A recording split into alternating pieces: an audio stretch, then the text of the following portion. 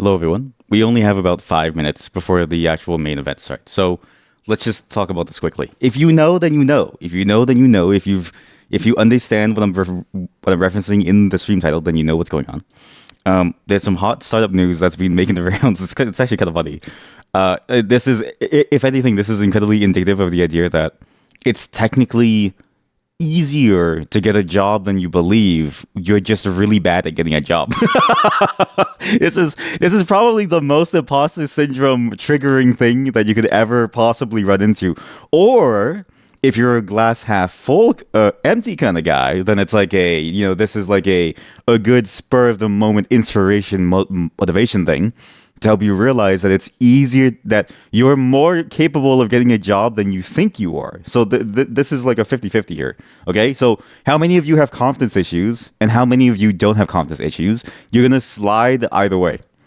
This guy has been making the rounds. Meet Soham Parekh, the engineer burning through tech by working at 3 to 4 startups simultaneously. Hello, everyone. This guy, I don't know what's going on now. What is this? This guy has apparently been blowing up on Twitter to the point where every single startup like founder has been talking about this person and the reason that they don't want to hire him. But he passed through all the interviews because he was stellar at it. But he's been working like 5 different jobs all at once. And the story goes into his various antics. Like he wakes up, he says, "Hey, I can't come into work today on my first day because I'm visiting my sister in NYC." Then he takes another week off because he's sick, and then he pushes like different meetings out. Stay sticky, sticky. Thank you for the 5 bits. Thank you for the 5 bits. Anxiety up the wazoo. So this is it, right? If you're a glass half empty kind of person, then this is anxiety down, because it means that if this person can get a job, then you can, because they were able to get a job with probably one of the worst emails I've ever seen in my life. So let me show you an example of his email. There is oh god, this is even better. Oh god, it's already on Reddit. It's already on Reddit. It's already on Reddit. Soham Parekh's cold email template. Oh no, it's already happening. Hello, everyone. TLDR, I love everything about what company name is doing. I have many hobbies outside coding. I don't have many hobbies outside coding. I am not athletic. This is his real email that he would cold open with that got him these 12 jobs all at once, okay? Bad at singing. I don't drink. I can't dance. Building is the only thing I am good at. It is the most. It reads like satire. It reads like startup satire. Like if you showed me, if this was if this was a single frame of an email on the show Silicon Valley, this would be the best satire that I would ever see. But this is real life. This is a real thing that he sent that got him 5 jobs all at once that he just worked at the same time. I don't have many hobbies outside coding. I am not athletic, bad at singing, don't drink, can't dance. Building is the only thing I am. This is it's peak. It's actually cinema. Okay, this person has been getting slammed on various Twitter threads. Now I don't have Twitter at all, but I had to make a new account to like view this. Okay, when I made the new account, it immediately told me about the situation in America, which is crazy because I put my region to Afghanistan. It's at the top of the list. It was the easiest one to like choose. Okay, and I don't know how I'm getting American news, but I digress. When I went on to search this up, there's like a giant Twitter thread about this, like a bunch of founders saying he aced the interviews. He was a genius. He knows what he's doing. By the way, he can't do the work. And I'm like, something's wrong about your interview process that this guy slips in through the cracks, can't do the work, isn't even there to show up, but somehow passes your like really vaunted technical interview process. This is the best sort of like implosion moments for the startup scene that I've been talking about for so long, which is I don't understand the current tech process, and I don't understand why the current tech flow is so heavy on this idea of you must pass this like leak code test to get in with a foot in the door, and they don't care about any other aspect of your workability. Like, because working is a multitude of skills that all come together to eventually cascade into you being a good worker. What's interesting about the story is it showed me a lot of various AI tools that I didn't think would have existed, like an AI design tool. I don't really know why this exists, especially since we've seen like the various like the Will Smith eating spaghetti thing doesn't happen as often, but sometimes it still does. But VO3 is sort of showing that otherwise. You have Lindy, automate your email management. I feel like you could do this by yourself and just figure this out. But probably the most egregious one, not this,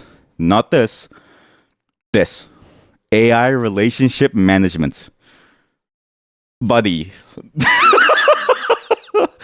Buddy. Buddy, hey buddy, come on. Hey buddy, come on.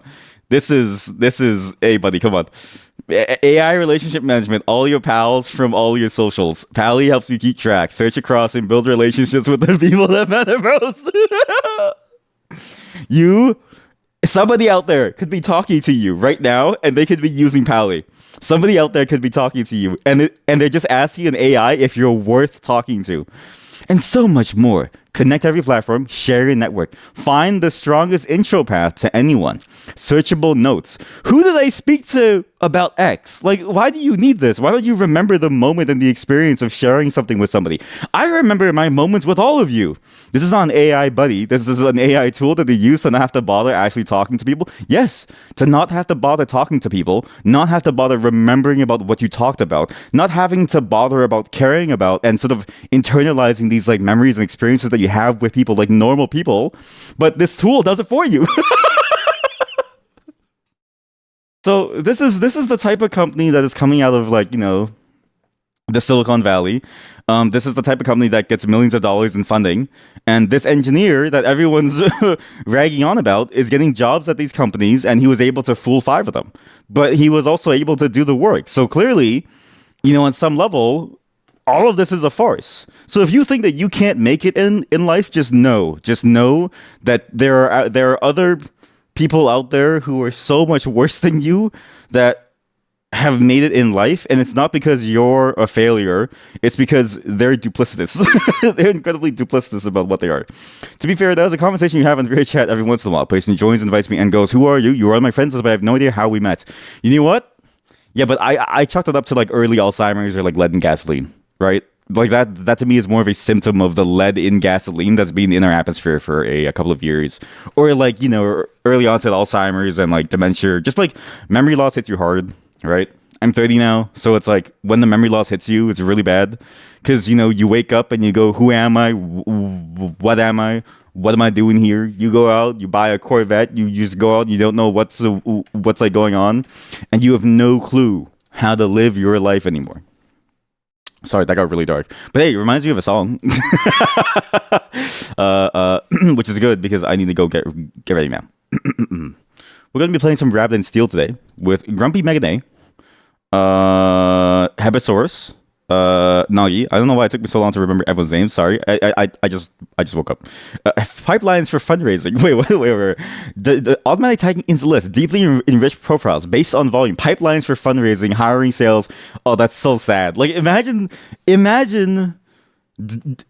diluting your relationships to just a pipeline for getting money. Imagine how awful that must be on some level.